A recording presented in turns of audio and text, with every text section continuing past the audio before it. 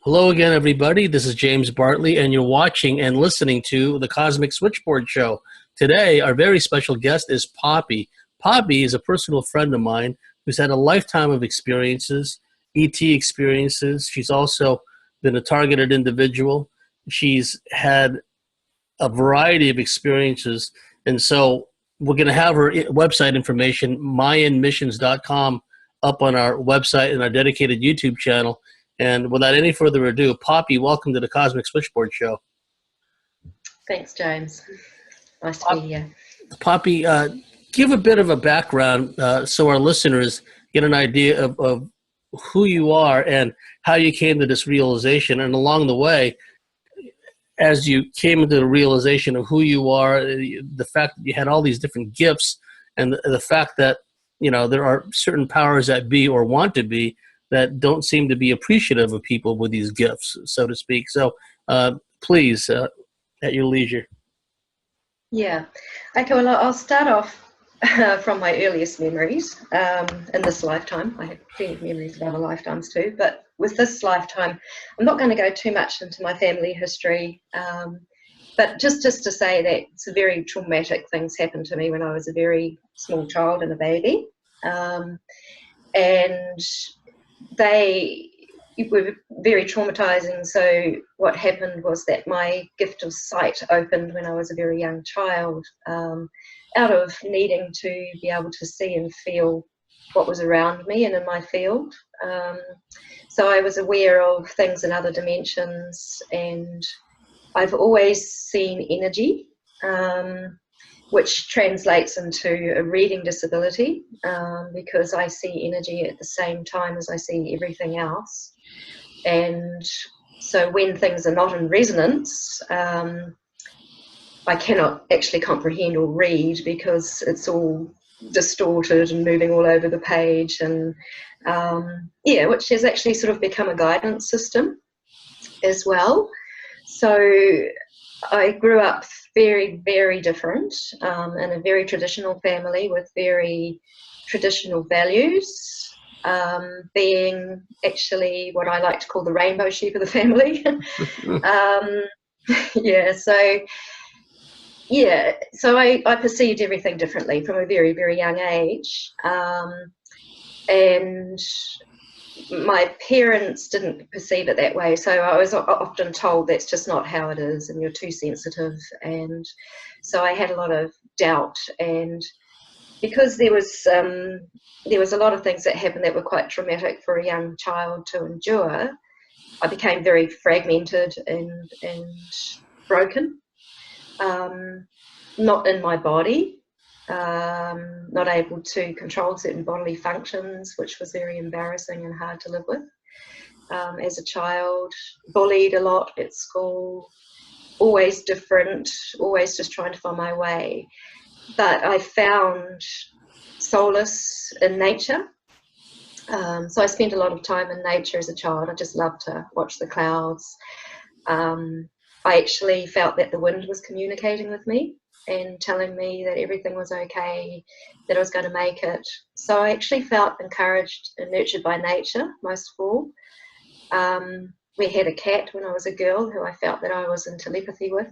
So I used to just send it, tell it all my problems, and it would just, smooch and cuddle me. And it was, I do believe that it was a telepathic connection that I had with that cat. So I had no trust in humans most of my life. It took me a long time to start to trust, and I'm still working on that. I love humans. I love humanity. I know who we are. I know our co-creative ability. Well, I know the beginnings of it because I'm sure it's expanding the more that I become aware.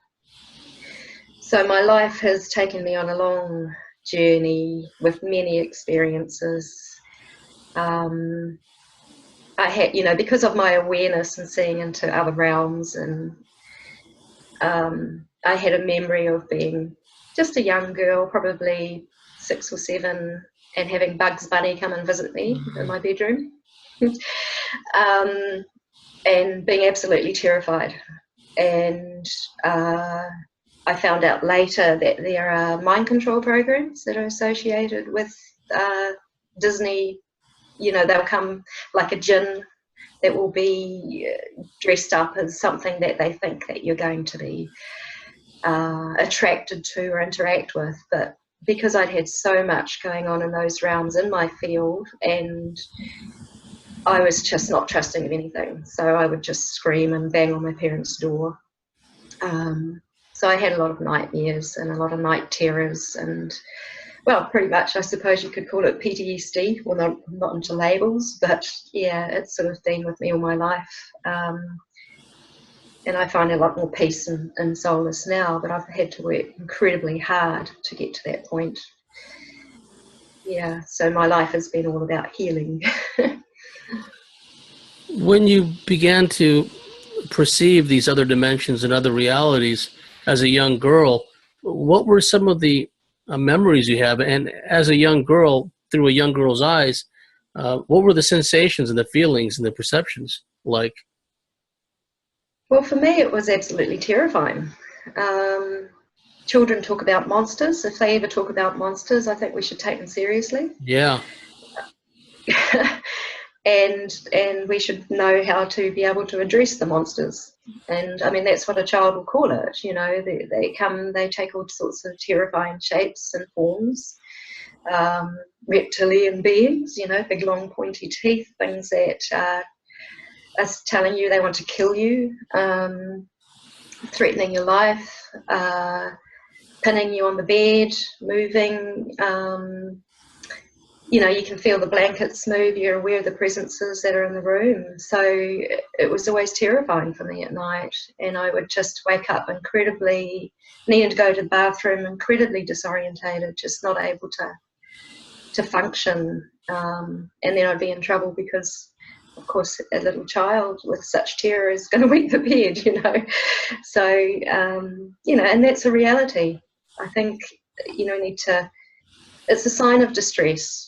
And I had many signs of distress, and it happened at school too, but they were never addressed. They were never looked at. As I was growing up, I was just punished, and the punishment just exacerbated the whole thing.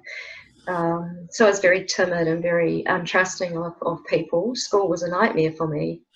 I just couldn't wait to get back home from school and go and play with the snails in the creek. The negative entities had manifested at a seemingly early age for you. Were there times when there was almost what seemed to be like a countervailing force? Did you have experiences with what some would have perceived to be pleasant or at least benign, neutral beings? Or some people talk about it was nothing like that you can recall. No, I think not at night times. Like, night times for me were terrifying. But in the day, I think playing in nature, I was probably more aware of the energy that was in nature and feeling a communion with nature, like feeling like there were fairies and feeling like beings around that loved me and cared for me. And especially I think the wind really spoke to me. So I used to feel very nurtured by the wind and the sun, and lying on the grass and the smell of the grass, and just twirling away in the meadow, and so that would be probably where I did feel the sense of oneness or love. And I was pretty messed up. So yeah, that they were times. And I was in a family where I had to really pretend that I was happy. My mum I know that she would have endured things in her life that she's never talked about, and it's taken me a long time to come to terms with things that have happened in the family and through the family. I'll say this much, that my grandfather was a nuclear physicist in the south of England, close to the Rothschild estate. he worked in a hospital doing nuclear research and radiotherapy during the war. So that's just telling in itself. And I know that he did carry a lot of guilt for Hiroshima and Nagasaki. I know my mum went to Hiroshima and felt that she had to go. And I also went to Hiroshima. My daughter will correct me. She lived in Japan. That we both went, and we gifted some orgonite, which we made for healing there because of things that would have come down the family line. So there's things in my family line. So I know that my mother's mother taught at a school that was on the Rothschild estate, and you don't have to know too much more about the Rothschilds to know what happens with those kind of interactions, but I wasn't immune myself. So these are the memories that I have that my family don't have, and I do love and care for them. And that you can easily be called psychiatrically disturbed by saying these kinds of things, that they're all a figment of your imagination and all these kinds of things. So I guess I was sought after. I would have been sought after to get with the program. And because of my senses being probably heightened from the very things that probably wanted to get me, I don't think they could get in as much. But I did go to sleep for a few years, trying to do all the normal things that I thought were normal, trying to conform. And I just got very sick and very unwell and very overweight and very suicidal often and just not wanting to live and not wanting to be here. And that was what really started my quest for healing, like how do I heal? Especially when I had 2 daughters myself and I just wanted to live for them. Not for myself at that stage. I didn't have enough care or self-love for myself. I was still very broken and fragmented for many years. I was on antidepressants for many years, which didn't help. They cloud up the pineal gland and they chopped away my ability to see for a while. And then I got to a point where I just realised if I'm going to take any more medication, any more drugs, I was a higher user of pharmaceutical drugs, I was going to kill myself. So I had a revelation that I've just got to stop everything. And so I did that with the assistance of a naturopath, to come off all those drugs slowly. And I kind of had a spiritual awakening that would have been in my 30s. Well, actually, I don't even like to use the word spiritual because we're all spiritual, we all breathe. Yeah. Yeah. So I had an awakening to myself. I started to awaken to myself, and I started to see again, started to perceive, started to become aware of my psychic nature. And yeah, found it quite overwhelming for a while, but there were friends that came along during that time. I was in a marriage. I was a pastor's wife at the time.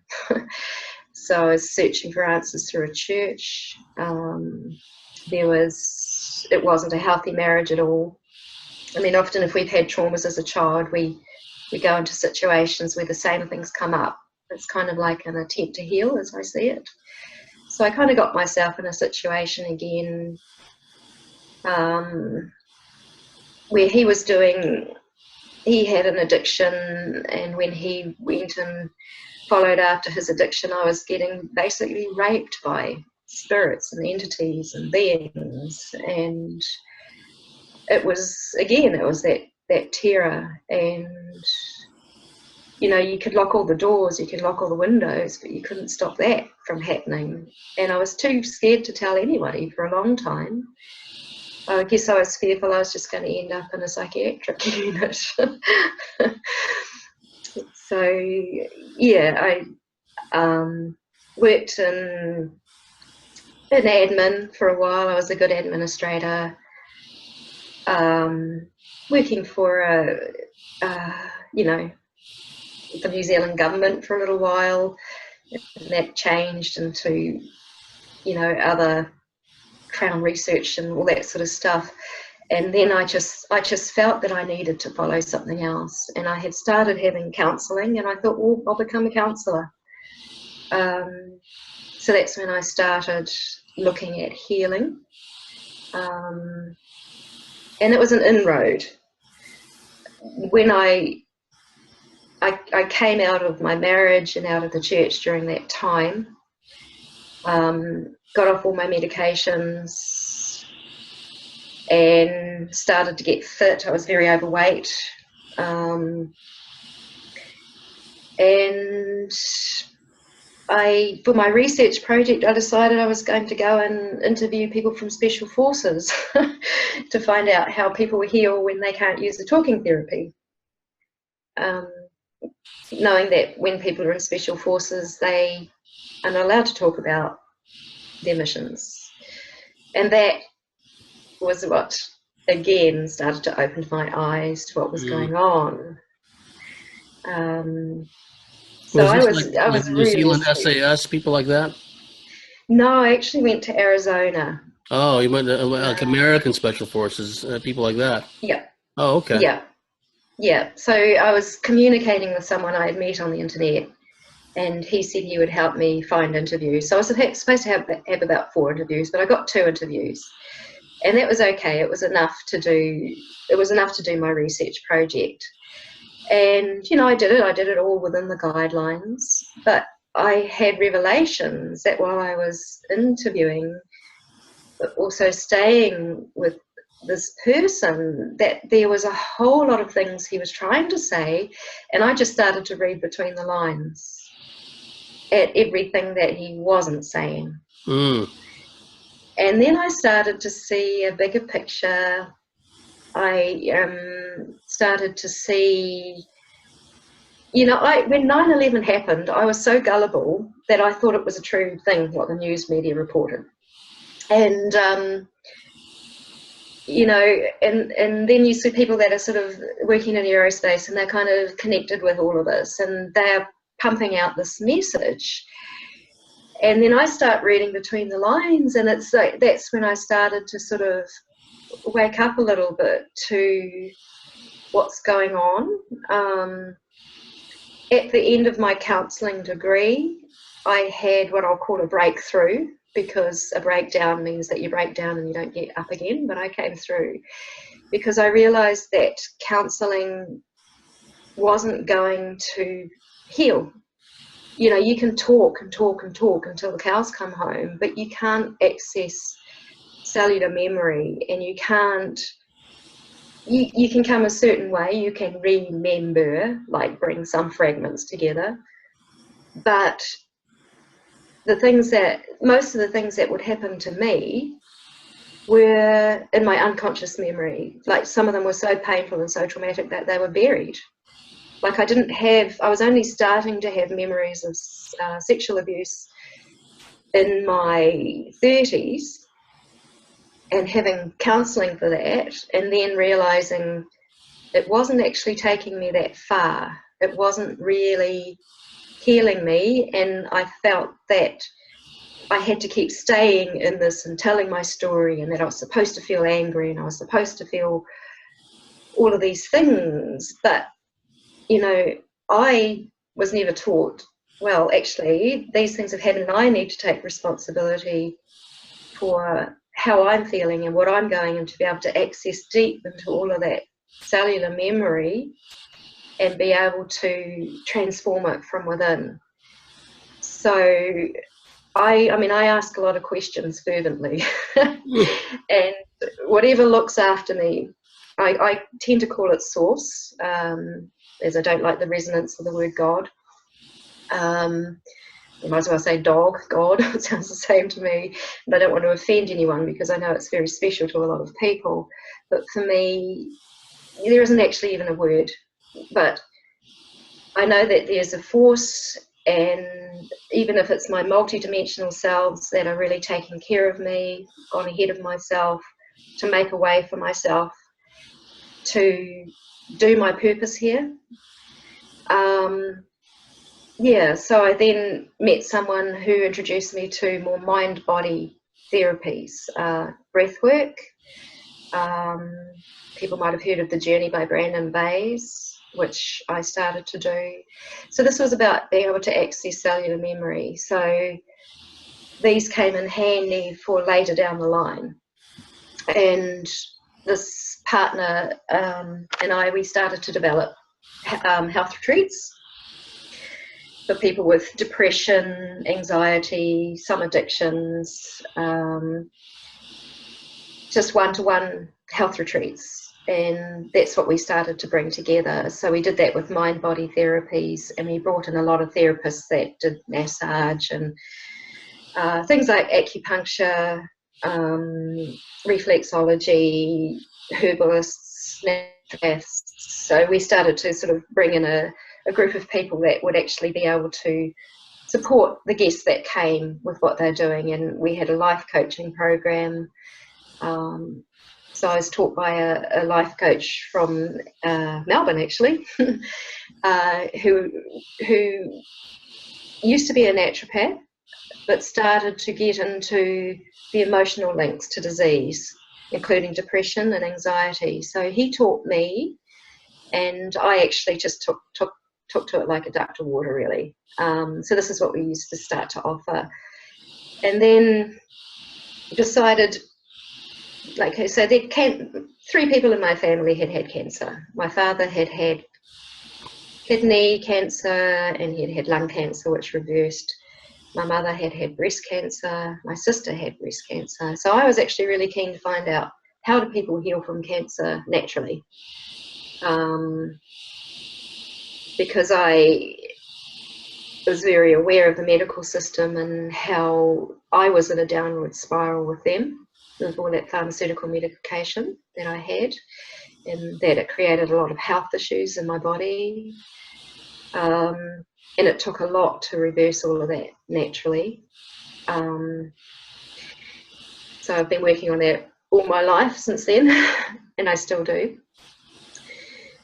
So what happened was we started to write a web page for that. So that was for people that wanted to explore natural alternatives to healing cancer.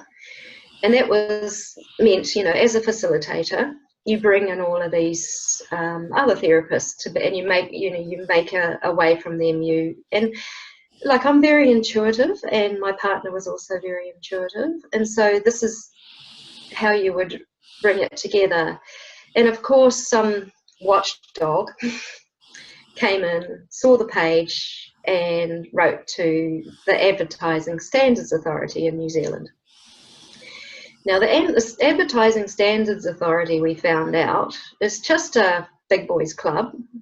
I'll say that, and it's a patriarchy club, which just like to monitor things and control things to keep everything within the status quo, like the medical system for ours.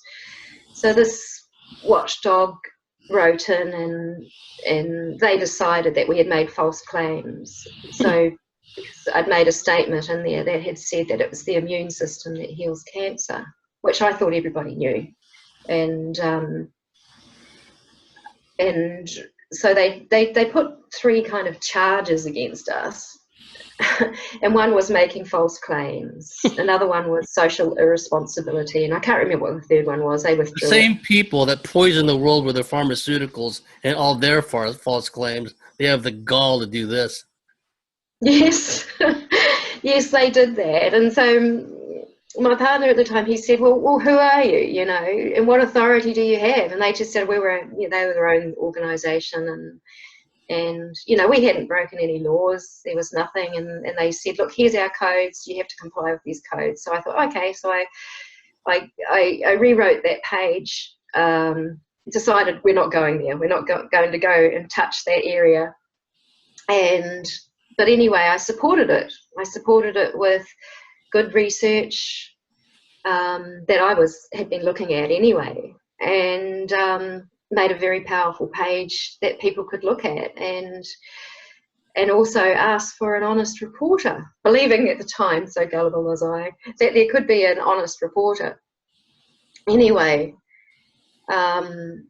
they said to us, well, you can appeal our judgments. And we said, well, we've got a clear conscience. We're not going to appeal it. So within an hour of writing that email, we were in all the newspapers, the Otago Daily Times and See how stuff. coordinated And it is, right? Where yeah, yeah, instantly, suddenly, the entire apparatus of the wretched system comes down because of one person who says something, right, which radically conflicts with their wretched agenda, with their agenda basically making people sick and die prematurely, right? yes, And so someone comes along, and many people have experienced this in yeah, America, elsewhere, real viable cures. Let's just use the 5-letter word cures, and then yeah, they which, just, it raises their hackles because it undermines their whole depopulation agenda, which is what it amounts to. yeah, And I exactly. imagine you found that out along the way, that that's where all this was leading to. Yeah, well, I guess it was part of my waking up process, Yeah, so anyway, like what happened next was I was looking at Google Analytics and suddenly there was all this traffic and I could see the New Zealand Herald was on there. And sure enough, they rang a few days later and I had a phone interview. And I thought, wow, that was a great interview. I'm really happy with that interview. And then they wanted to know who the watchdog was that had reported us. And I spoke to my partner. He said, no, don't give it to them. No way, don't give it to them. And so I went with that and I said, sorry, I'm not going to give it to you. And because they actually slipped his details to us. They weren't supposed to, but we got all his address details. They came to us. And anyway, so we didn't. And then they wrote their article, and I suddenly realised how propaganda works, because it was like they took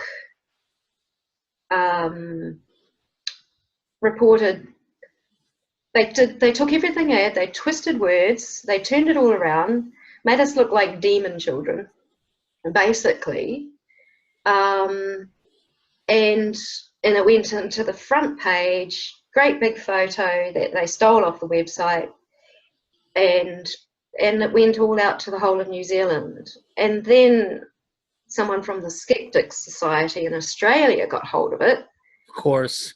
relabeled it, let's get rid of the shonk. Oh no, getting rid of the shonks. That's a death threat, really. And put it in the pharmaceutical magazines. So suddenly we had all of this traffic from And just to refresh pharmaceutical my memory, people. hold that thought. What was the particular modality, and what was a particular natural form of healing that created this uproar in the first place? Well, it was just the website to bring, you mean, yeah, it was just a website that we had. So we were going to do exploring the emotional cause of the disease, which you're not allowed to mention. You're not allowed to talk about that. And then we were going to bring in the different therapists, and they were all ran scared basically at the time.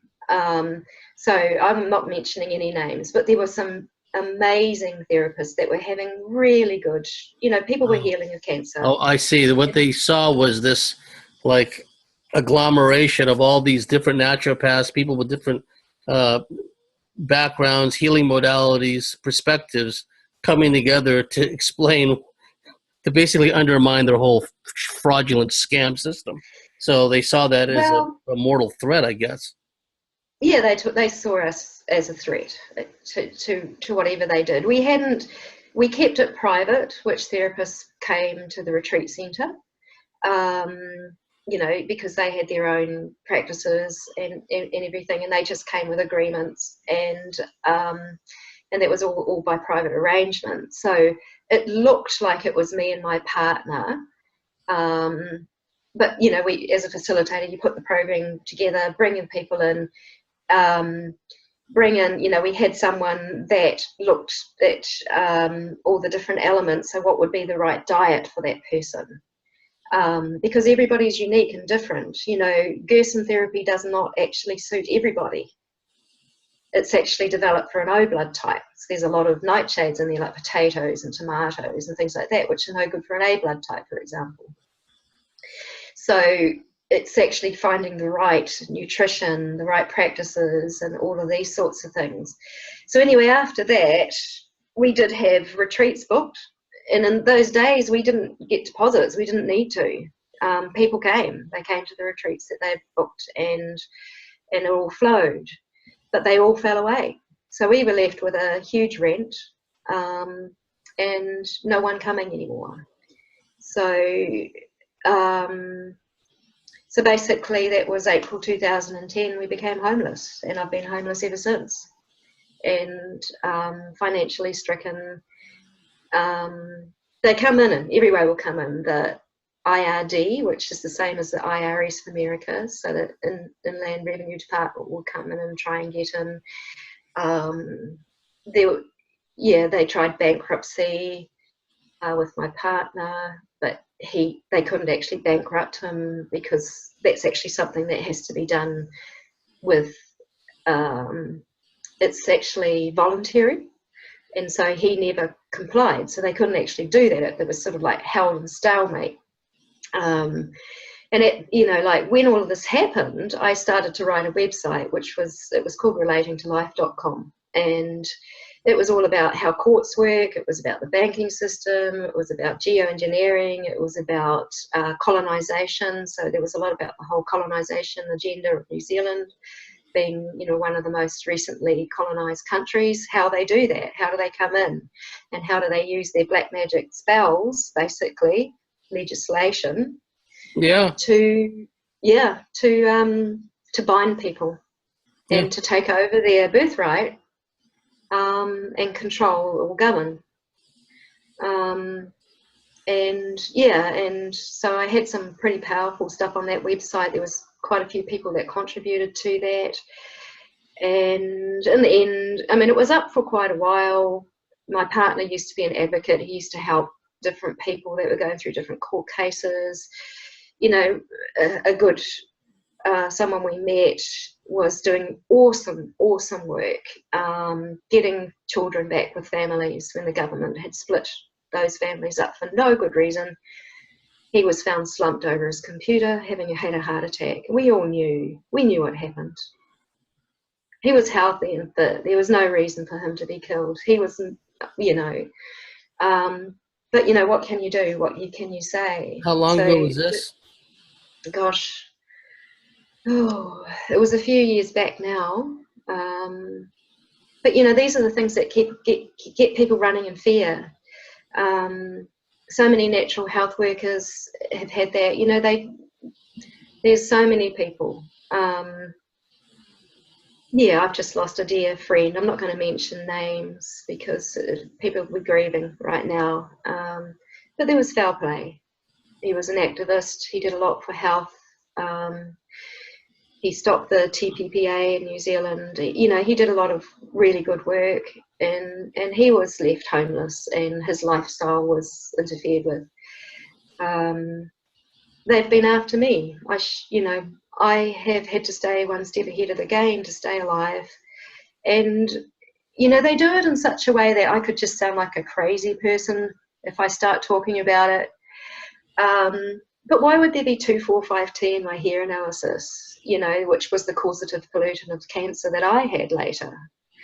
And many things. I've been struck to the floor with frequencies and just about passed out.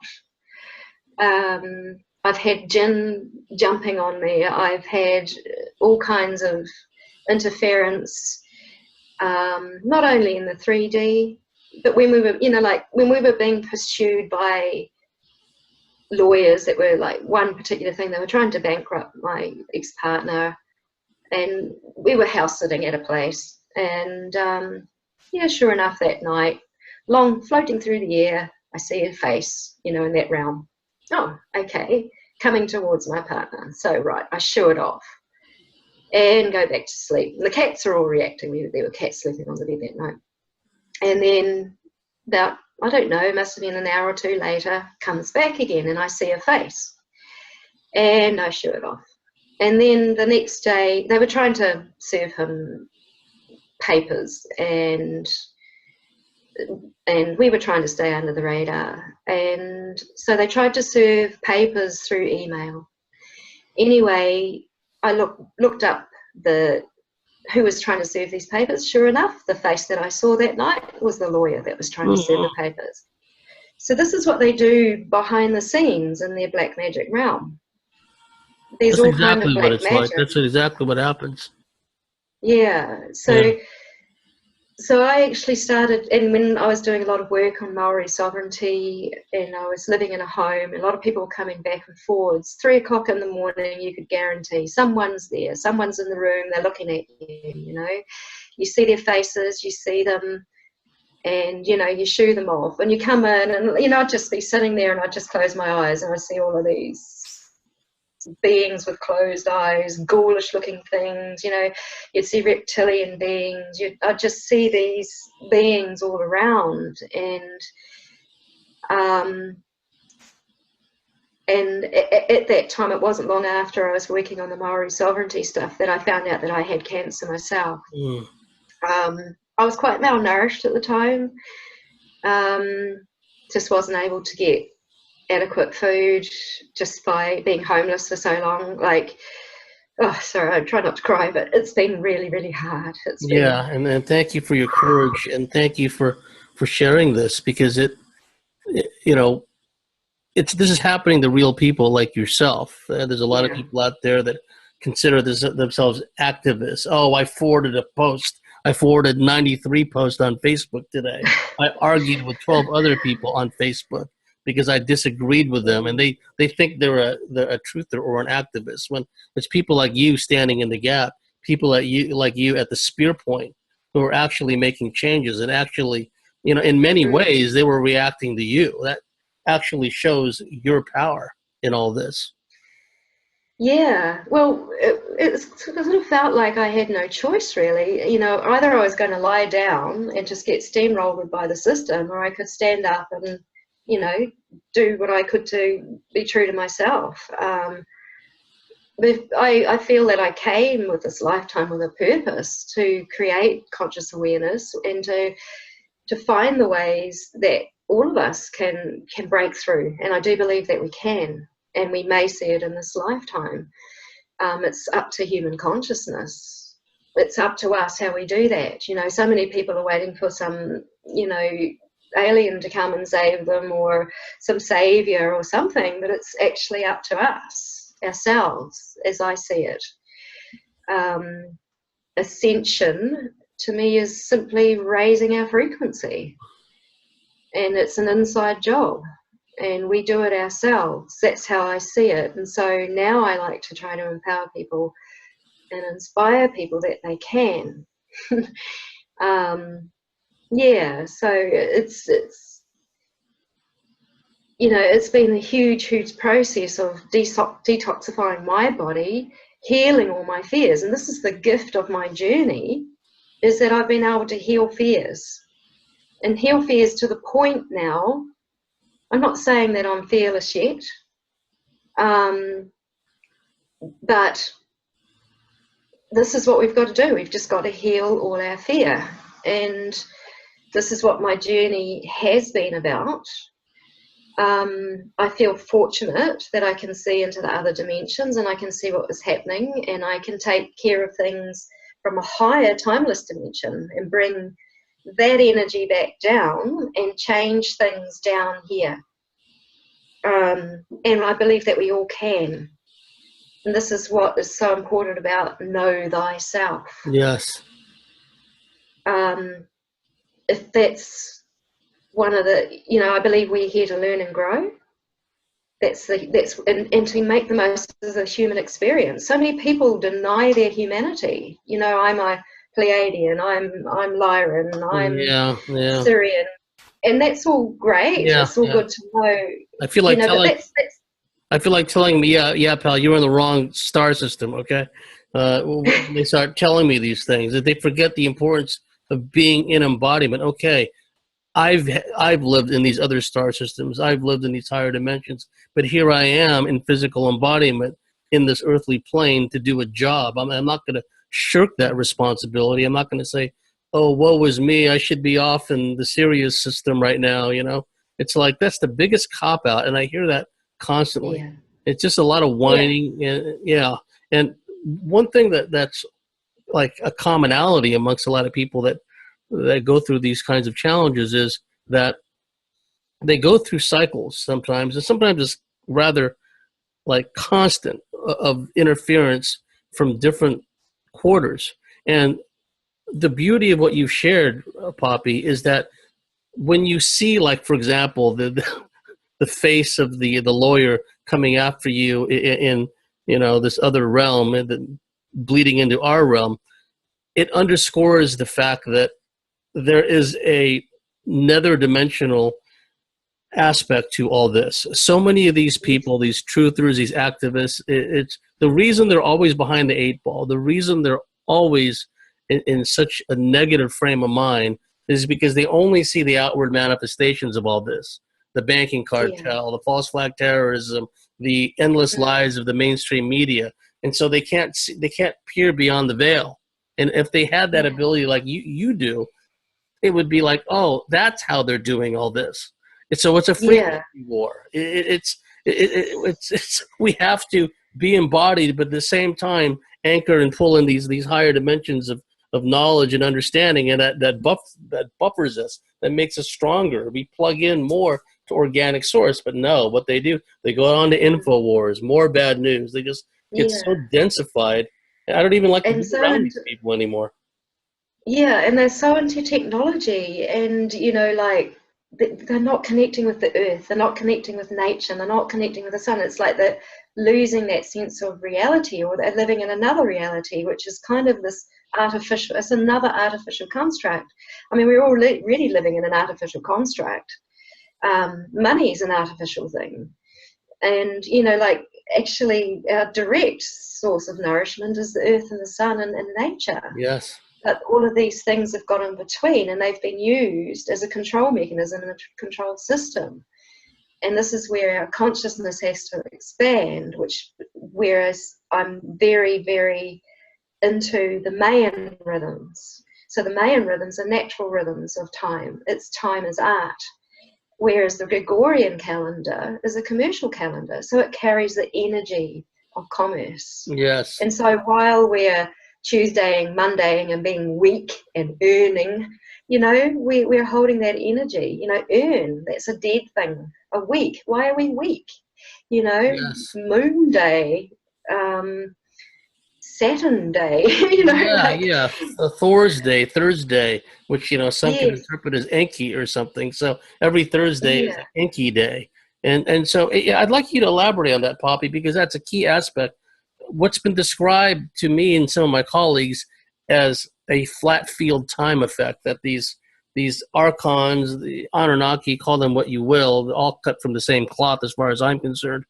They've mm, managed to put us, at least, you know, up to the recent past and going backward in time, into this flat field time effect that's kind of linear, where it's like there's no up, there's no down, there's no backwards, there's forwards. We're just kind of stuck on this loop kind of thing. And that was a big part of what the Gregorian calendar was all about. It takes us out of our natural rhythms. Did you want to elaborate on that? mm. Yeah, well, it was Pope Gregory was the one, you know, so that's the PayPal system. Uh, But you I didn't think know, about Pope that. Gregory is he created the commercial calendar. It's all out of time, so it's 12 months. You know, the we have 13 moons. That we have 13 moons in a year, and oh gosh, where was I going with that? Yeah, so and each day has a rhythm, a natural rhythm. So each moon, you know, like at the moment we're in the rhythmic moon of equality. That's a little bit more empowering than December. You know, during the rhythmic moon of equality, we have the opportunity to be with the rhythm of nature, to bring equality, to recognize equality, to live it. So there's all of these different things. Like today is the day of Blue Hand, and it's a gateway day, where we can be focused on our personal healing and the healing of our hands and planetary healing. So our focus would be on planetary healing. Now, there's nothing in that in commerce. It's just make more money and pay the IMF and give it to the cabal, and and compete. And that's the trapping, that is the holding. So if we were giving our time and our energy to natural rhythms, like yesterday was a day that they call it the White World Bridger, that's where we have the opportunity to die to what doesn't serve us and open ourselves to opportunity of what can come and make our lives better.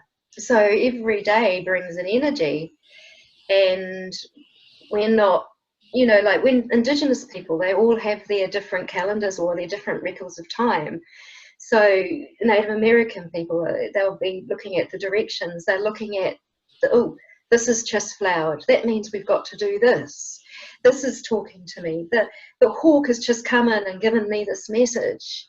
And nature is the wisdom and the intelligence. Yes, it's more dynamic. It's more spontaneous. It's creative instead of confined and restrictive. Yeah, and nature is used to heal. We've gone into a whole area where everything's legislated, and we're not even allowed to use plants to heal ourselves. Now, there's some amazing plants around which expand our consciousness. The Indigenous people often use them as rites of passage. And it's like, right now you're coming into maturity. Take this sacred plant medicine. We'll support you in your shamanic journey. And their eyes are opened, and they will realize their purpose, and they will know the way forward and be given guidance and connected with the spirit of that plant, because every plant has a spirit. And we're taught that everything is just food, or that actually everything has a spirit, everything has a life force. And everything that I see in this commercial calendar and this disharmonic matrix of time is deathist. It all leads to death. Yes, and a denigration and a marginalization of the human condition and the condition of all the flora and fauna of the world and the planet itself. Everything is death. Everything is disillusion. Everything is fragmentation instead of unification. Yes. One thing I've also noticed, just to make a point, is by putting us in this flat field time effect, by creating this impression that everything is under these rigid time constraints, we're running out of time. So many people complain about running out of money before they run out of month because of this currency system, because of this Saturn time kind of syndrome.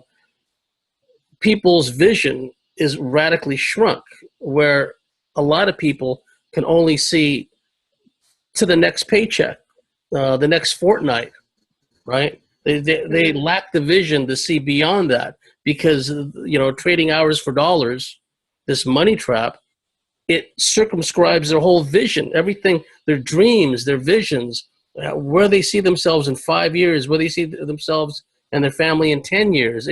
It's all been obliterated. Everything has been reduced to this like eking out a subsistence living kind of syndrome, right? Like a mouse or a rodent in a maze is trying to find that little chunk of cheese, and it's under stress, and et cetera, et cetera. Yep, survival of the fittest.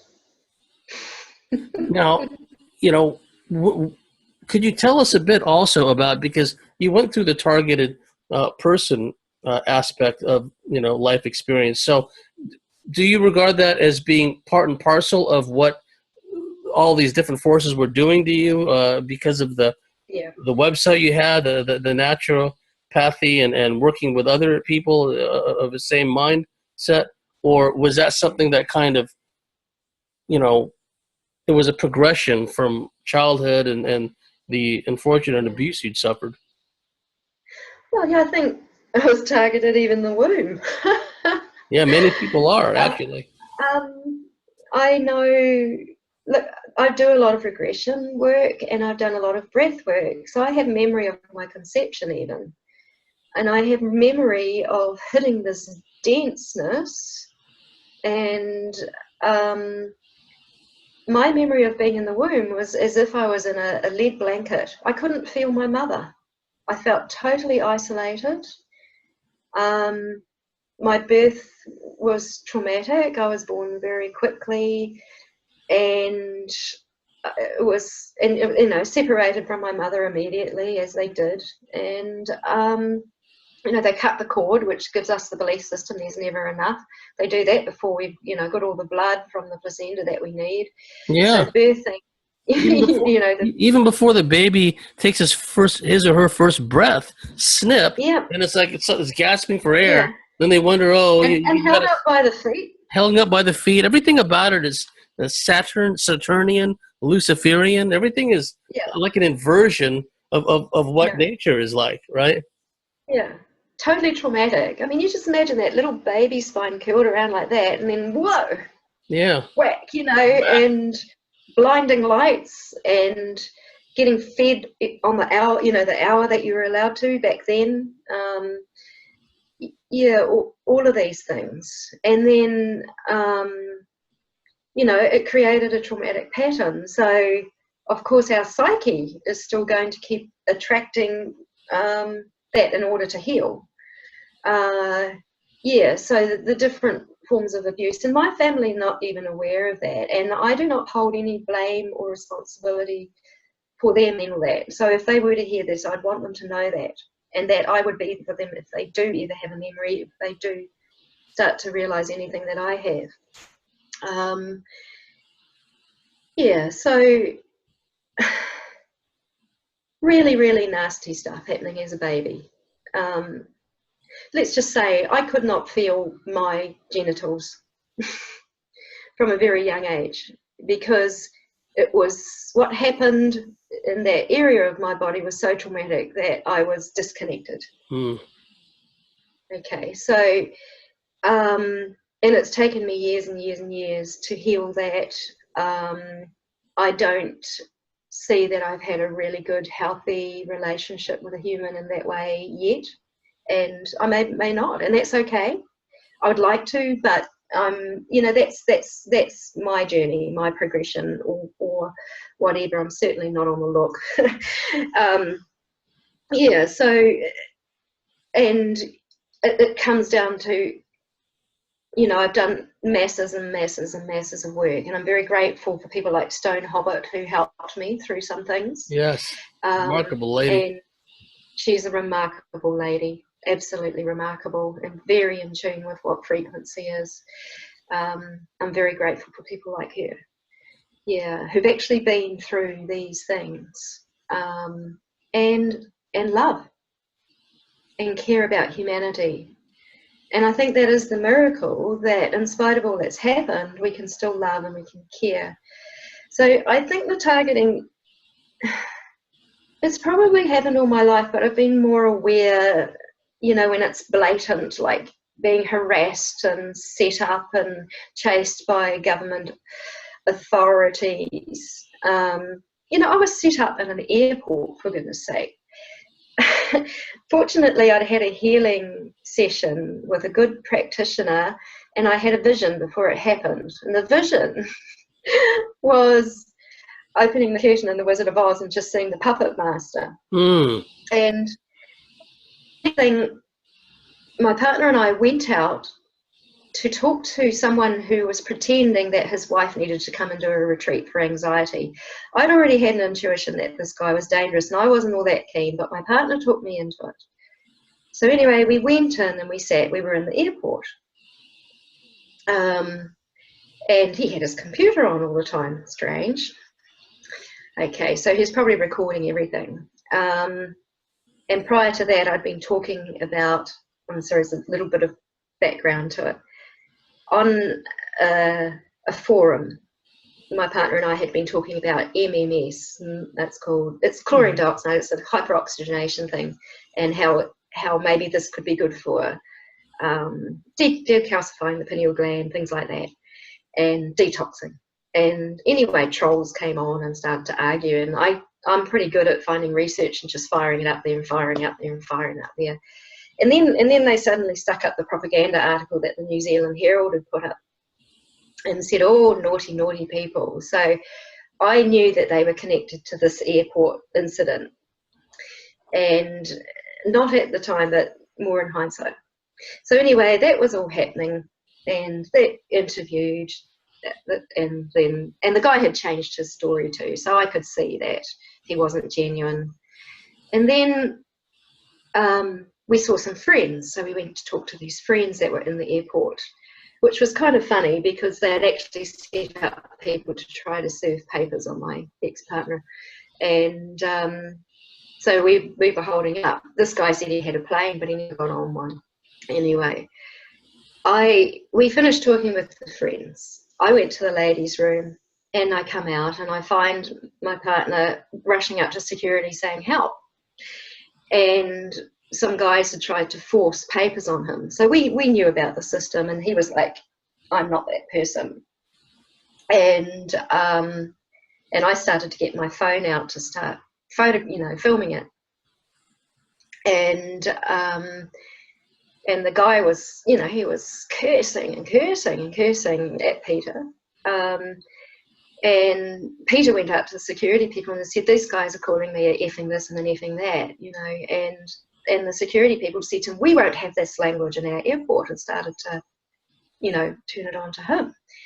Anyway, the guy saw me filming and he said, Poppy, it's something along the lines of, it's illegal to film in this place. And I don't know where it came from. I just said, according to who? Yeah, and I kind of walked there out. we go. There they go, trying to invoke their law again, trying to invoke yeah. So he called me Poppy. Now that's not my legal name. I don't use my legal name except when I have to, and Poppy is my last name. So, and everyone calls me Poppy. So I knew that they had got that name off the website where I got called that. And anyway, we go out and we hop in our car, and I don't know, we were just both cracking up laughing, but we got followed by the police all the way back to the house that we were at.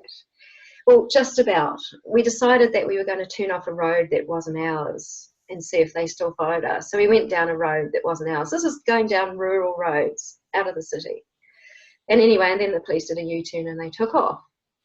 And then we went back to our house sit, and then after that was when I started to see the vision of the lawyer who was trying to get these papers served, So that's what they try to do at the airport. They try to serve you these papers. You reject them. Well, they tried to serve.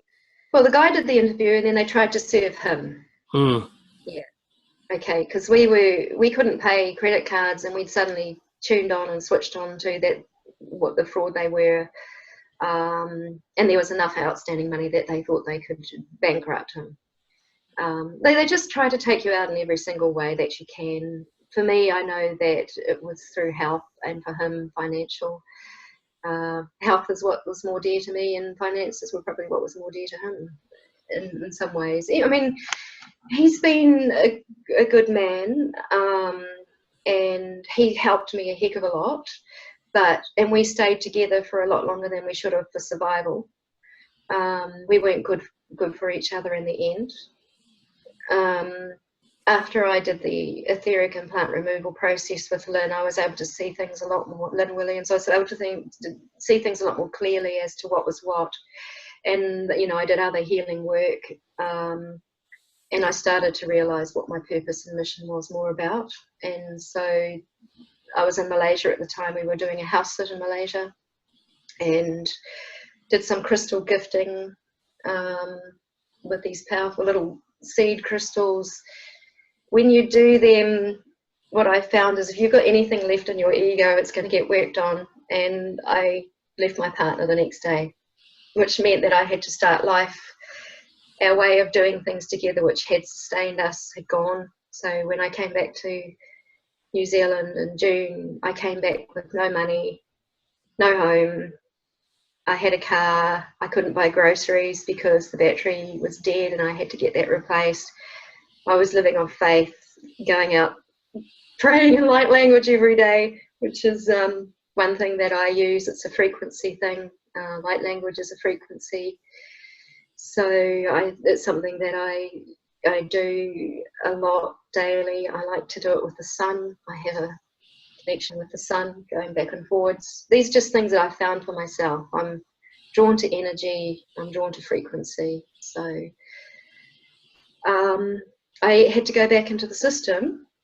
So I decided I was going to go back in there consciously, being aware of the other dimensions and being able to start clearing. So my clearing work got bigger and bigger and bigger, dealing with more of the iconic realm. You know, the way I see it is, if you come and interfere in my field, well, you can go to source. Yes. And we'll deal with you. And so I do. I've been in trouble here and there since. Everything keeps learning me, keeps teaching me. So everything that happens to me is teaching me. I have to stay a step ahead of the game. I learned a lot from doing some crystal grid work on the South-North Korean border. I prepared by meditating a lot. That was from Malaysia that I went. So I spent hours and hours in meditation, feeling and looking, meeting the guardians of the land, getting permission to do the work, getting the support to do the work, only from the highest sources, which I believe are all part of our multidimensional selves somehow. It all works, you know, like it all comes back to us. We are responsible. So I saw some scenarios that could have happened, and I know I'm closely watched and remote viewed. Anyway, I was given the dates, just 3 days to get in there and get out and do the grid work. I used a pendulum to dowse where I was going to stay. I ended up staying with the most absolutely supportive family that took me to the northernmost point of South Korea by the river. Along the demilitarized zone, so-called, the 38th parallel. Yeah, it was very peaceful. It was actually very peaceful along there. I found it very peaceful. And in Mount Kukan, which is like the sacred mountain that the city of Seoul is built on, and the Buddhist temple. And I meditated in the Buddhist temple. It was lovely, beautiful energy, enjoyed the energy. So they helped me to do that grid work and gave me healing. And so I was incredibly well supported, got back to Malaysia. There's 2 big cloud ships in the sky, which I tuned into and heard that they were there protecting me. And I feel that they are my lion people family. So I know how wonderfully protected I am by higher dimensional selves, beings, whatever it is. I can't define it adequately. Because I don't hang out, because I've got a reading disability, I can't read a lot. And because I've been internet restricted for a long, long time, I've only had myself to look at. And so I got away from the mob mentality of the internet and Facebook, and just went into myself and started to tune into myself and what's going on, and found it to be more reliable and more empowering than listening to all these things that people want you to constantly look at, which most of it is rubbish. I'm sorry, but I actually find most of it. There are some good things that I do resonate with, and some things I'm meant to see and hear, but my guidance system decides there, nothing else. Well, so when I got back from Korea, I was remote viewed. So I see people when they're remote viewing me. I see people when they skywalk and dreamwalk. I've seen you as family. And they were women that were remote viewing me, Korean women, and they seemed quite happy with what had happened. Good. So that was nice. Whereas a lot of the remote viewing, you know, I just say, I see you. I can see you. Yeah. And yeah, so it happens a lot. Well, we've reached the end of the first half, and thank you for sharing that. I've got so much more I want to ask you about, clearing the archontic realms, because that was something that you wanted to talk about. Could you tell our listening audience and our viewing audience where they can find you online and how they can contact you, Poppy? Yeah, I've got a website, mayanmissions.com. So that's MayanMissions.com. And I do teach the etheric implant removal process, which I'll talk a little bit from my perspective in the next hour. Life coaching. You can find out more about who you are through the Mayan rhythms of the day that you were born on. Yeah, and I like to make orgonite because that helps the energy here for the earth, and being telepathic with the earth, she likes it. She's told me she likes it. Well, we've reached the end of the first half with our special guest, Poppy. If you like what we do, if you believe in what we do, please go to thecosmicswitchboard.com, sign up, and become a member, and we'll see you at the top of the next hour.